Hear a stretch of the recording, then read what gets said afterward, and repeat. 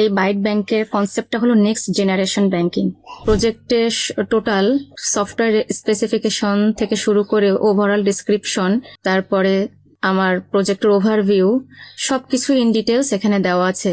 আমার এই ব্যাংকিং এর লগইন ফিচারটা হলো, এটা একদম টোটাল ডাইনামিক একটা লগইন ফিচার এবং রিয়েল টাইম। এটা হলো আমার কাস্টমার প্যানেল ফিচার। এখানে আমি টোটাল ড্যাশবোর্ড দেখিয়েছি। ড্যাশবোর্ডে আমার 3টা অ্যাকাউন্ট আছে। 3টা অ্যাকাউন্টের ভিতরে student account, fixed account, checking account, এই যে সবগুলো ট্রানজেকশন হিস্টোরি থেকে শুরু করে ইনকাম, এক্সপেন্স, এগুলো খুব সুন্দরভাবে এক্সপ্লেন করা আছে। আসসালামু আলাইকুম, আমি ফজিলা খাতুন। আমি 43তম বিসিএস এডুকেশন ক্যাডার থেকে অর্থনৈতিক প্রভাষক হিসেবে বর্তমানে সরকারি এলবিকে ডিগ্রি মহিলা কলেজ দাকব খুলনাতে কর্মরত আছি। আমি আইসিটি বিডির একজন স্টুডেন্ট। আমাকে যে প্রজেক্ট রিকোয়ারমেন্টস দেওয়া হয়েছিল সেই অনুযায়ী আমি বাইট ব্যাংক নামক একটি উইন্ডোজ অ্যাপ্লিকেশন তৈরি করেছি। আমার এই বাইট ব্যাংকের কনসেপ্টটা হলো নেক্সট জেনারেশন ব্যাংকিং। আসলে বাইট ব্যাংকটা কি?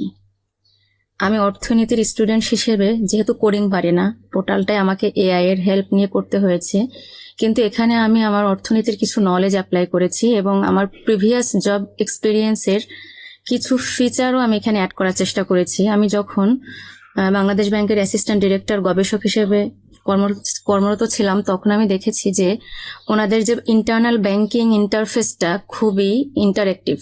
এটা শুধু এমপ্লয়ীদের জন্য, বাহিরে এটা অ্যাক্সেসেবল না।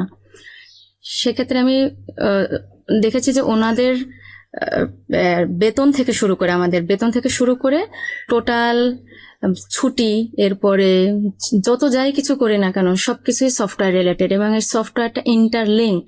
যেমন আমি কোনো একটা অ্যাপ্লাই করলাম, সেটা কিন্তু সাথে সাথে অ্যাপ্রুভাল হবে না। অ্যাপ্রুভালের জন্য অনেক কয়েকটা স্তর পার হতে হয়। সেই জিনিসটা মাথায় রেখে আমি আমার সফটওয়্যারের কিছু প্যানেলও আমি রেখেছি। একটা হলো অ্যাডমিন প্যানেল আর একটা কাস্টমার প্যানেল। এটা হলো আমার প্রজেক্টের স্কোপের ভিতরে আমার আছে যে আমার পোস্টগ্রেস এসকিউএল এর পারসিস্টেন্স আছে, এই গ্রুপ এপিআই আছে, এবং আমার প্রজেক্টের পারপাস হলো যে আমি পাইথনের সাথে পাইসার 6 ইউজ করেছি এবং এটা হলো আমার এই সফটওয়্যারের ফিচার হলো এটা একটা এআই পাওয়ার চ্যাটবট অ্যাসিস্ট্যান্স একটা সিস্টেম। রিয়েল টাইম অ্যানালিটিক্স দিবে এবং কমপ্লেক্স ব্যাংকিং অপারেশনাল ম্যানেজমেন্ট এটা করবে। আমি যদি আমার প্রজেক্ট স্ট্রাকচার দেখি, তাহলে আমার পারপাস থেকে শুরু করে প্রত্যেকটা ডাটাবেস, অ্যাডমিন, ফ্লোটিং, চ্যাটবট থেকে শুরু করে র্যাক পাইপলাইন পর্যন্ত আমার প্রজেক্টটা সাজানো আছে। আমি যদি আমার প্রজেক্টের পাইথন স্ট্রাকচারটা দেখাই, আমার প্রজেক্টটা ঠিক এভাবে রেডি করেছি এবং আমার ফাইলটা, রিডমি ফাইলটা যদি দেখাই, রিডমি ফাইলটা এখানে সম্পূর্ণ দেওয়া আছে। আমি আমার প্রজেক্টের জন্য একটা এসআরএসও রেডি করেছি রিকোয়ারমেন্ট হিসেবে। এই প্রজেক্টের টোটাল সফটওয়্যার স্পেসিফিকেশন থেকে শুরু করে ওভারঅল ডিসক্রিপশন, তারপরে আমার প্রজেক্টের ওভারভিউ, সবকিছু ইন ডিটেলস এখানে দেওয়া আছে। আমার current banking statistics, total customer কতজন, সবকিছু দেওয়া আছে। এখন আমি যদি আমার মেইন ব্যাংকিং সফটওয়্যারের দিকে মুভ করি, আমি রান ব্যাক থেকে আমি আমার সফটওয়্যারটা রান করার চেষ্টা করি। আমি প্রথমে কাস্টমার প্যানেলটা একটু ডিটেলস বর্ণনা করে আমি অ্যাডমিন প্যানেলে আসবো। মূলত আমার অ্যাডমিন প্যানেলের কাজটাই বেশি, এখানে অ্যাডমিন প্যানেলটা বেশি ফোকাসড। একটু লগ ইন ফিচারটা সম্পর্কে বলি। আমার এই ব্যাংকিং এর লগ ইন ফিচারটা হলো, এটা একদম টোটাল ডাইনামিক একটা লগ ইন ফিচার এবং রিয়েল টাইম। আমার যদি এখানে কাস্টমার আমি রেজিস্টার করি, এখান থেকে যদি রেজিস্টার করি, তাহলে আমার কাস্টমারের সংখ্যা এখন 54 আছে, তখন 55, নতুন করলে 55 জন হয়ে যাবে এবং টোটাল ব্যালেন্স আপডেট হবে। ভিতরে যদি আপডেট হয় তাহলে এই লগ ইন ফিচার আপডেট হবে, ট্রানজেকশন সবকিছু। এটা কিন্তু total real time database plus এর ইন্টারনাল ফিচারের সাথে লিঙ্ক আপ। এটা একটা স্পেশাল ফিচার এই ব্যাংকিং এর। এখন আমার রেজিস্টার আসলে কাজ করে কিনা এটা যদি আমি দেখি, আমি একটা রেজিস্ট্রেশন করি। আমি দিলাম ফাইজা, email address faija@gmail.com। Password,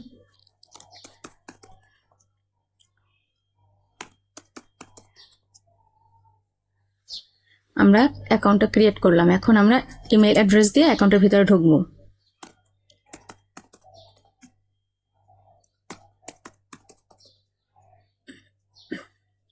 sorry, আমার ইমেল অ্যাড্রেসে তো দেওয়া ভুল হয়ে গেছে, @gmail.com সাইন ইন করলাম। এটা হলো আমার কাস্টমার প্যানেল। এখন আমি এখান থেকে ডিটেলসটা দেখাবো না, যেহেতু আমি নতুন অ্যাকাউন্ট এটা এইমাত্র ক্রিয়েট করলাম। আমি একটা পুরনো অ্যাকাউন্টে যাব, যেখানে আমার কিছু অ্যাকাউন্ট খোলা আছে, সেটা থেকে আমাদের বুঝতে বেশি সুবিধা হবে। আমি লগ আউট করে দেখেন আমার রিয়েল ব্যাংকিংটা কিভাবে কাজ করেছে। কিছুক্ষণ আগে 54 জন কাস্টমার ছিল, এখন কিন্তু 55 জন কাস্টমার দেখাচ্ছে, অ্যাক্টিভ কাস্টমার। এখনো কিন্তু আমার অ্যাডমিন প্যানেলে এই কাস্টমারটাকে পেন্ডিং দেখাবে। আমি জাস্ট রেজিস্টার করেছি, রেজিস্টার করার কারণে শুধু অ্যাক্টিভ কাস্টমার হিসেবে আমাকে কাউন্ট করবে, কিন্তু আমি যখন অ্যাকাউন্ট খুলবো তখনই হলো আমার টোটাল ব্যালেন্স, ট্রানজেকশনস এগুলাতে যে হিট করবে। এখন আমি আমার কয়েকটা অ্যাকাউন্ট যে ইয়াতে খোলা আছে, মানে অ্যাকাউন্টে খোলা আছে, সেই অ্যাকাউন্টে আমি ঢুকবো, তাহলে আমার ফিচারটাকে এক্সপ্লেন করতে সুবিধা হবে।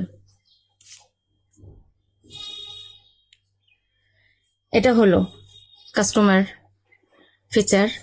এখানে আমি টোটাল ড্যাশবোর্ড দেখিয়েছি। ড্যাশবোর্ডে আমার 3টা অ্যাকাউন্ট আছে। 3টা অ্যাকাউন্টের ভিতরে student account, fixed account, checking account, এই যে সবগুলো ট্রানজেকশন হিস্টোরি থেকে শুরু করে ইনকাম, এক্সপেন্স, এগুলো খুব সুন্দরভাবে এক্সপ্লেন করা আছে। এবং কুইক অ্যাকশনস গুলাও আপনার কাজ করে। দেখেন, কুইক অ্যাকশনস গুলো খুব ভালোভাবে কাজ করে। আমি আবার ড্যাশবোর্ডে গেলাম, ট্রান্সফার, নিউ অ্যাকাউন্ট, এগুলো সবকিছুই আমি এখান থেকেও আমি কুইক ভাবে যেতে পারি। আমি যদি এই পাশের ড্যাশবোর্ডে না যেয়ে আমি করতে চাই, এবং আমাকে দেখাচ্ছে যে আমি কোথায় কোথায় ট্রান্সফার করেছিলাম, কোন কোন অ্যাকাউন্টে কি কি হিসাবে, সবকিছু এখানে একটা রিসেন্ট ট্রানজেকশনও আমার আছে। আমি যদি চ্যাটবোর্ডটা ব্যবহার করে আমি যদি ব্যালেন্স, ট্রান্সফার, এগুলো প্রত্যেকটা আমাকে দেখিয়ে দেব যে আমার ট্রান্সফার লিমিট কত, ব্যালেন্স কত। এখানে আমি যদি একটা স্পেশাল অ্যাকাউন্টের সম্পর্কে জানতে চাই, আমার এই অ্যাকাউন্টটা সম্পর্কে যদি আমি জানতে চাই, দিস অ্যাকাউন্ট ব্যালেন্স, এখানে আমাকে ড্যাশবোর্ডে, সরি এটা ক্লোজ করে নিতে হবে, আমার ড্যাশবোর্ডের এটা গেল। এবার আমি অ্যাকাউন্টসে যাব। অ্যাকাউন্টসে আমার টোটাল সব অ্যাকাউন্টস গুলো এখানে দেখাচ্ছে, কত অ্যামাউন্ট আছে সবই দেখাচ্ছে। আমি যদি একটা নিউ ওপেন অ্যাকাউন্ট আমি করতে চাই, আমি এখানে একটা বিজনেস অ্যাকাউন্ট করি। বিজনেস অ্যাকাউন্ট কে আছে? নেই। একটা বিজনেস অ্যাকাউন্ট করি। আমার ফুল নেম,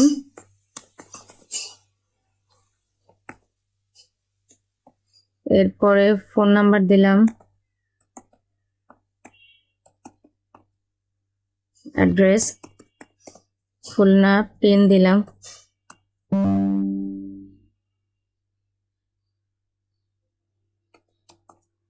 ইনিশিয়াল ডিপোজিট, আমার কারেন্সি গুলাও আমি এখানে বেশ কিছু কারেন্সি অ্যাড করেছি। আমি বাংলাদেশের টাকাটা করলাম, আমি সাবমিট রিকোয়েস্ট দিলাম। এই রিকোয়েস্টটা অ্যাডমিন প্যানেলে চলে গেছে। আমি যদি ডিটেলসও দেখি, এখানে অ্যাকাউন্টের ডিটেলস গুলো আমার এই যে গুলাতে দিয়ে দেখা যাচ্ছে। এরপরে আমি আমার অ্যাকাউন্টসের ব্যাপারটা গেল। এখন ডিপোজিটও আমি করতে পারবো, এবং প্রত্যেকটা উইন্ডো কাজ করছে, প্রত্যেকটা বাটনও কাজ করছে। আমি এখানে এই অ্যাকাউন্টে আমার চেকিং অ্যাকাউন্টে আমি কিছু টাকা পাঠাবো। আমি 4000 টাকা পাঠালাম। আমার এটা দিলাম গ্যাস বিল 1 2 3, কনফার্ম ডিপোজিট।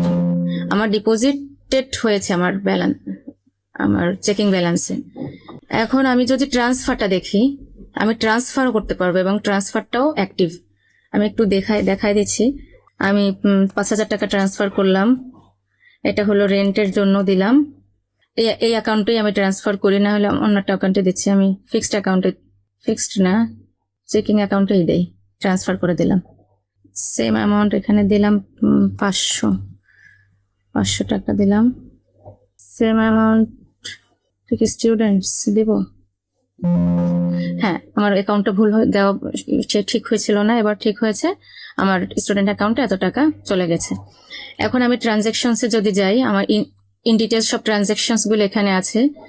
এবং আমি যদি স্টেটমেন্টে যাই, আমার স্টেটমেন্ট, আমার এই অ্যাকাউন্টের স্টেটমেন্ট গুলো আমি টোটাল আমি দেখতে পাবো। আমি এই পিডিএফও ডাউনলোড করে দেখতে পারবো, সামারি রিপোর্টও ডাউনলোড করে দেখতে পারবো। আমি যদি একটা ফুল স্টেটমেন্ট দেখতে চাই, আমি ডাউনলোড করে আপনাদের দেখাই। স্টেটমেন্টস ডকুমেন্টস সেভ হয়েছে। কারণ আমি স্টেটমেন্টটা কিভাবে শো করে দেখি। এই যে আমার বাইট ব্যাংকের স্টেটমেন্টটা ঠিক এভাবে শো করেছে। ডিপোজিট, তারপরে ট্রান্সফার আউট, এটা হলো আমার পিডিএফ কাজ করছে আমার ব্যাংকিং সফটওয়্যারের। এরপর লোন যদি ক্যালকুলেশন করি, আমি যদি এখানে যদি 70,000 দিলাম, দিয়ে আমার ইএমআই ক্যালকুলেট করব 8.5% ইন্টারেস্টে 6 মান্থের। আপনার এই যে চেঞ্জ হয়েছে ভ্যালু। এরপরে আমি এআই মোডে যদি যাই, এআই মোডে যেও আমি কিন্তু অ্যাকাউন্ট আবার ওপেন করতে পারবো। সরি, এখানে আমার নামটা না লিখলে এখানে গিয়ে ভ্যালিড আমি দিলাম যে ফজিলা। এরপর আমার ডেট অফ বার্থ চাবে। এভাবে আমি ওইভাবে যে অ্যাকাউন্টটা খুলে এসেছি, আমি ওইখানে না যে আমি এআই মোড থেকেও অ্যাকাউন্টটা খুলতে পারতাম। আমি ডিপোজিট যদি আমি এখান থেকে ডিপোজিটও করতে পারছি, ওইখান থেকে না যে এখানে ইজিলি করতে পারবো ডিপোজিট, ট্রান্সফার, ফান্ড এবং প্রত্যেকটা কাজ করবে। আমি অ্যাকাউন্ট নাম্বার যদি আমি এখানে সাপোজ এই অ্যাকাউন্ট নাম্বারটা যদি আমি এখানে ডিপোজিটে বসাই, অ্যাকাউন্ট নাম্বার বসালাম। এখন আমাকে ডেস্টিনেশন অ্যাকাউন্ট নাম্বারের কথা চাচ্ছে। আমার ডেস্টিনেশন অ্যাকাউন্ট নাম্বার যে কোনো এই অ্যাকাউন্ট নাম্বারটা দিই। হ্যাঁ, এখন আমি 8,000 টাকা আছে, 8,000 ব্যালেন্স, 800 টাকা পাঠাইলাম, এন্টার পিন দিলাম। আমার ট্রান্সফার হয়ে গেছে। হয়নি এখনো, ইয়েস দিতে হবে। এখন ট্রান্সফার হয়ে গেছে। এরপরে আমার চেক ব্যালেন্স, আমি ব্যালেন্স চেকও করতে পারছি। আমি এই ব্যালেন্সটা চেক করব। আমার please selected task first clicking on the cards above. আমি টোটাল আমার প্রত্যেকটা ফিচার এখানে আমার কাজ করছে। আমার এখন অ্যাডমিন প্যানেলে যেতে হবে। আমি চ্যাটবোটের কাজটা যদি আমি দেখাই এখানে, যে চ্যাটবোট আসলে আপনার এই যে বাটনগুলো, প্রত্যেকটা বাটন কাজ করছে। প্লাস আমি যদি একে অন্য কোনো প্রশ্নও যদি আমি করি, যে আমি দিলাম যে SMS অ্যালার্ট ফি কত, দেখি আসে নাকি। SMS অ্যালার্ট ফি কত? SMS অ্যালার্ট ফি 10,000। এখানে আমার বানানে ভুল হয়েছে, এই জন্য এই সমস্যাটা হইল। আচ্ছা, আমরা অন্য একটা দেখি, যে আমি যদি পিন ভুলে যাই, পিন ভুলে গেলে কি করব? পিন ভুলে গেলে কন্ট্যাক্ট ইনফো। আচ্ছা, এখানে পিনের ব্যাপারটা এখানেই আছে। পিন এরপরে যদি আমি ব্যাংকিং এর কাস্টমার রিলেটেড সবকিছুই এই বাটনগুলোতেই দেওয়া আছে। আমি এখন আমার কাস্টমার প্যানেলে, অ্যাডমিন প্যানেলে চলে যাব। আমি লগ আউট করলাম এখান থেকে। এখন আমি অ্যাডমিন প্যানেলে দেখবো যে আসলে কি কি ফিচার আছে। অ্যাডমিন প্যানেলের ইউজার আইডি, পাসওয়ার্ড দিয়ে ঢুকি। আমার অ্যাডমিন প্যানেলে বেশ কয়েকটা অ্যাডমিন প্যানেলের ইউজার আইডি এবং পাসওয়ার্ড সেট করা আছে। Manager, accountant, senior. আমি অ্যাডমিন থেকে ঢুকি।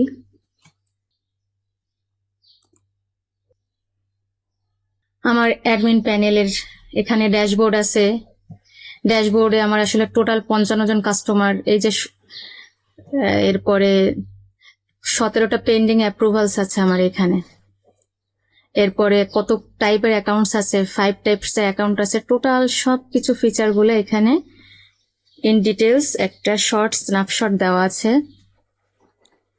এবং কোন কোন রিসেন্ট ট্রানজেকশন হয়েছে সেই জিনিসগুলো এখানে আছে। ইউজার্সে যদি আমি যাই, আমার এখানে কতজন অ্যাক্টিভ ইউজার্স আছে আমি এই ইউজার্স গুলাকে দেখতে পাচ্ছি এবং আমি ভিউ করতে পারছি। আমি ডিঅ্যাক্টিভেট করতে পারছি এবং পিডিএফও ডাউনলোড দিতে পারবো। আমার যদি এই যে ফজিলা খাতুনের ছিল, আমি এখান থেকে যদি আমি পিডিএফ এই অ্যাকাউন্টটা দেখতে চাই, আমাকে কিন্তু ইজিলি পিডিএফটা দেখাবে। এটা হলো আমার ব্যাংকিং এর একটা স্পেশাল ফিচার্স, যে প্রত্যেকটা জিনিসের সামারি আমি দেখতে পাচ্ছি ইজিলি। আমি ডাউনলোড করলাম। এটা যদি আমি একবার একটু দেখাই, এই যে আমার বাইট ব্যাংকের ইউজার রিপোর্ট, আমাকে ইউজার রিপোর্ট দিয়ে দিয়েছে, আমার কতটা অ্যাকাউন্ট আছে সবকিছু এখানে বলে দিয়েছে। এখন আমি অ্যাকাউন্টসে যাব। অ্যাকাউন্টসগুলো আসলে অ্যাক্টিভ করব নাকি ফ্রিজ করব, এই অপশনগুলো আমার অ্যাকাউন্টে রেখেছে। এরপরে আমি এখান থেকে একটা এই জিনিসটা একটু কপি করলাম, অ্যাকাউন্ট নাম্বারটা। এখন আমি যদি চ্যাটবোর্ডকে, এখানেও ব্যালেন্স ট্রান্সফার এই জিনিসগুলো এখানেও অ্যাড করা আছে, আমি যদি চ্যাটবোর্ডকে জিজ্ঞাসা করি ডিটেলস অফ দিস অ্যাকাউন্ট, সে আমাকে এই অ্যাকাউন্টের ডিটেলসটা বলে দিয়েছে যে রেশমা খাতুন। আমি এখানে জাস্ট প্রুফ হিসাবে আমি এখানে বসে আমি চ্যাটবোর্ডটাকে ইউজ করেছি। এরপরে আমি যদি ট্রানজ্যাকশনসে যাই, ট্রানজ্যাকশনসগুলো এখানে টোটাল ট্রানজ্যাকশনসগুলো খুব ভালোভাবে দেখিয়ে দিয়েছে, ডেসক্রিপশন সহ, অ্যামাউন্ট সহ। অ্যাপ্রুভালসে গেলাম, আমার এখানে 17টা পেন্ডিং অ্যাপ্রুভালস আছে। আমি যদি অ্যাপ্রুভ করি, অ্যাপ্রুভড হয়ে যাবে। আমি একটা নোট লিখে দিলাম অ্যাপ্রুভড।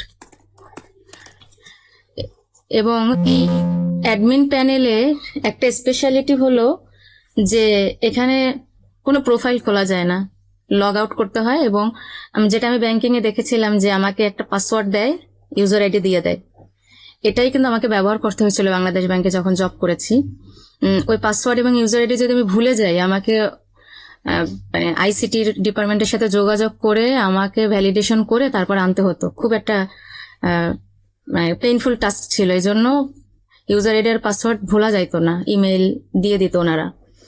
ঠিক এইভাবে আমি ওই কনসিডারেশনটা মাথায় রেখে আমি এই লগ আউট অপশনটা রেখেছি। এবং অ্যাডমিন প্যানেলে আমি একটু আগে দেখেছিলাম যে আমার কয়েকটা অ্যাকাউন্ট আছে এবং পাসওয়ার্ড আছে, এটা আমাকে আমার কোম্পানি অথবা ব্যাংক আমাকে দিয়ে দেবে। আমি কিছুটা অ্যাপ্রুভ করে দিলাম, কনফার্ম করে দিলাম, লিখবো না। আর এখন আমি রিপোর্টসে যাব। রিপোর্টসে যদি যাই, রিপোর্টসের ভিতরে আমার মান্থলি সামারি এগুলাও কিন্তু আমার সব ডাউনলোড হবে। যদি চাই আমি একটা ডাউনলোড করে আমি দেখিয়ে দিতে পারি যে আসলে কাজ করছে কিনা। অবশ্যই কাজ করবে ইনশাল্লাহ। আমি ব্যাংকের মান্থলি সামারিটা, আমি এই যে একটা মান্থলি সামারি নভেম্বর ডিসেম্বর থেকে এই পর্যন্ত দিয়েছে একটা সামারি। আর যদি আমি কাস্টমার রিপোর্ট দেখতে চাই, আসবে। প্রত্যেকটা ফুল ব্যাংক রিপোর্টও দেখতে চাইলে আসবে, ট্রানজ্যাকশন রিপোর্ট সবকিছুই আসবে এখানে।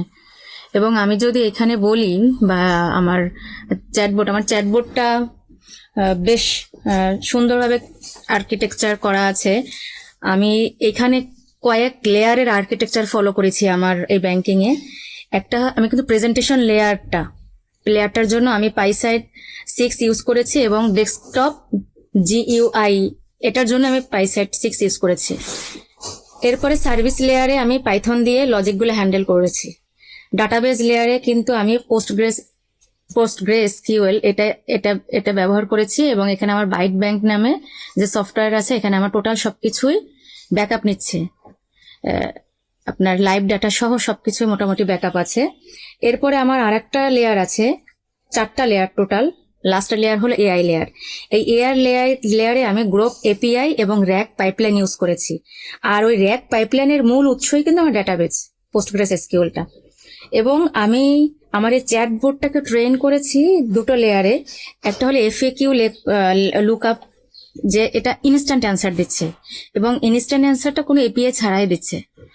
আর যদি আমি FAQ যদি ম্যাচ না হয়, তখন কিন্তু আমার গ্রক API কে কল করলে সে Llama 3.18B instant model use করে ইন্টেলিজেন্ট রেসপন্সগুলো দেয় আমাকে। আর যদি নেটওয়ার্ক ইস্যু হয়, তাহলে আমার রুল বেসড ফলব্যাক সিস্টেম এখানে কাজ করে আমার এই সফটওয়্যারে।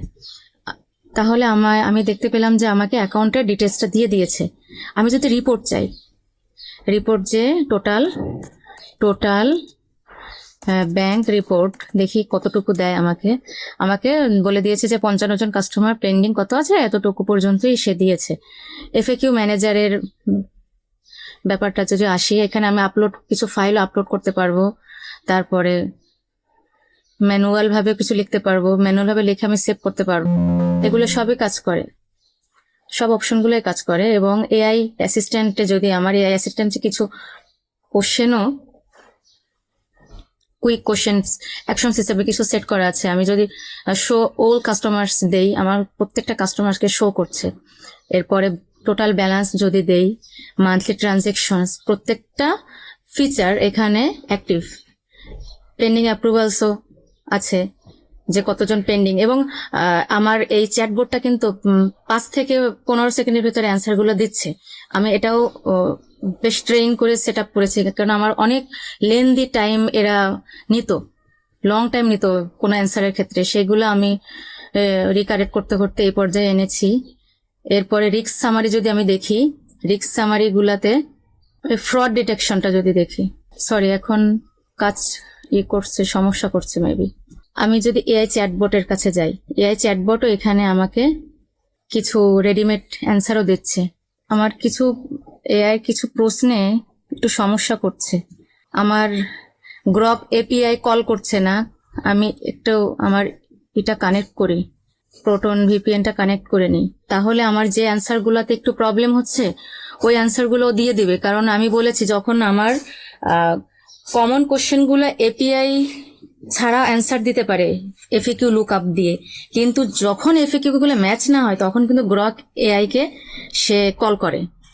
আর গ্রক আমার আমার প্রজেক্টে আমি গ্রক এপিআই কেন ইউজ করেছি, আমার সমস্যা হচ্ছিল লামাটার সাথে, মানে পিসিতে একটা প্রবলেম হচ্ছিল, যার কারণে ও আমাকে সাজেস্ট করেছে ক্লাউড যে তুমি গ্রক এপিআইটা ইউজ করো। এখন আমি ইন্টারেস্ট রেট যদি দেখি, আমার ইন্টারেস্ট রেটগুলো দিয়ে দিয়েছে, ব্যাংক পলিসিগুলা আমার প্রত্যেকটা বাটনে কাজ করছে, প্রত্যেকটা অপশন কাজ করছে। এখন আমি এখানে যদি কোনো একটা কোশ্চেন আমি একে আস্ক করি যে পিন পলিসি, আমার এখানে বাংলাতেও অ্যান্সার দেয়, আমার সেভাবে ট্রেন করা ছিল একে। এখন কি অবস্থা দেখি যে তুমি কি দেখি, তুমি কি ট্রান্সফার লিমিটের ব্যাপারে জানো? দেখি আসলে বাংলায় দিচ্ছে কিনা। না, এখন এই মুহূর্তে হয়তো বা বাংলায় নিচ্ছে না। আচ্ছা, প্রবলেম নেই। এখন আমি সেটিংসে যদি যাই, সেটিংসে আমার টোটাল যে আমার 15 মানে যদি 3বার যদি অ্যাটেম্প্ট নিই, আমার 15 মিনিটের জন্য, 3বারের বেশি অ্যাটেম্প্ট নিলে আমার অ্যাকাউন্টটা কিছু সময় লক হয়ে যাবে। এবং ট্রান্সফার লিমিট, আমি এখান থেকে সবকিছু লিমিট টিমিট সবই চেঞ্জ করতে পারবো, চেঞ্জ করে সেভও করতে পারবো। এখানে সেটিংসগুলো সেভ হয়ে গেছে। এই হলো আমার, জানো দেখি আসলে বাংলায় দিচ্ছে কিনা। না, এখন এই মুহূর্তে হয়তো বা বাংলায় নিচ্ছে না। আচ্ছা, প্রবলেম নেই। এখন আমি সেটিংসে যদি যাই, সেটিংসে আমার টোটাল যে আমার 15 মানে যদি 3বার যদি অ্যাটেম্প্ট নিই, আমার 15 মিনিটের জন্য, 3বারের বেশি অ্যাটেম্প্ট নিলে আমার অ্যাকাউন্টটা কিছু সময় লক হয়ে যাবে। এবং ট্রান্সফার লিমিট, আমি এখান থেকে সবকিছু লিমিট টিমিট সবই চেঞ্জ করতে পারবো, চেঞ্জ করে সেভও করতে পারবো। এখানে সেটিংসগুলো সেভ হয়ে গেছে। এই হলো আমার টোটাল ব্যাংকিং, আমার বাইট ব্যাংকের একটা ফিচার। আমি ইন শর্ট বলতে হয় না, বেশ লংই হয়ে যাচ্ছে ভিডিওটা। আমি এইভাবে আমার ব্যাংকিং ফিচারটাকে কমপ্লিট করেছি। এবং আমার এইখানে আমার লগ ইন স্ক্রিনে আমার অ্যাডমিন প্যানেলের 9টা ড্যাশবোর্ড আছে, আর কাস্টমার প্যানেলে প্রায় 10টা ড্যাশবোর্ড আছে। আমার প্রত্যেকটা ফিচারই কাজ করছে। এই পর্যন্ত আজকে আমার প্রেজেন্টেশন। আসসালামু আলাইকুম, আল্লাহ হাফিজ।